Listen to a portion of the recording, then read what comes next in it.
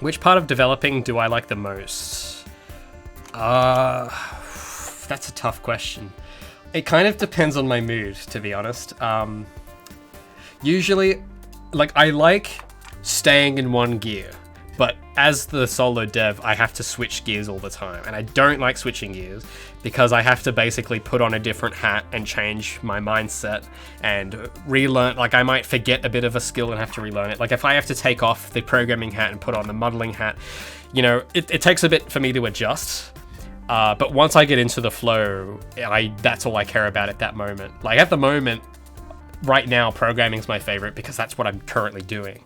And I'm used to it. I've been doing it for a few weeks, and it's like, yeah, programming. Like, I want to do blueprint stuff.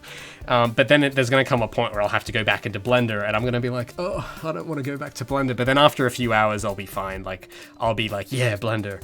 And I'll just want to do that. And then I'll have to go back to programming, and it's like, oh, no, not blueprints again. And then after, like, a week, I'll be fine. So I don't know. I can't quite pick a favorite. I can tell you my least favorite. Level design is my least favorite. And environments, typically, because... Again, I just didn't really like environments. Like when I was, like I told you just a moment ago, when I was playing Sonic games, I really liked Sonic. I didn't really care about Soliana or the environment it was set in. That's not really what I was paying attention to. I just loved Sonic's character, and that's what I definitely preferred working on characters more than environments. I'm trying to build that skill though, because it's definitely tough. It's not my favorite, but I know it needs doing, so I kind of get myself to try and do it. And I've learnt a lot in the last year about it, which is awesome, but it's definitely not my favorite. Just because it doesn't come to me very naturally. Like, I usually need help. Like, there's a level designer friend I have who I'll go to a lot, and I'll be like, hey man, like, could you play this for me? And just like, something feels off about this. Could you like, and then he'll say, oh yeah, you should do this. And because this guy, he knows, like, the passion I have for characters, he has for environments. So he's quite helpful when I bring this to him sometimes. I'm just like, hey man, this is like your kind of territory. Like, what feels like a natural thing to have here? And he'll know just without even thinking. Second nature. So yeah, that's the thing I don't like. I don't like doing things that don't come to me naturally. So that would be level design.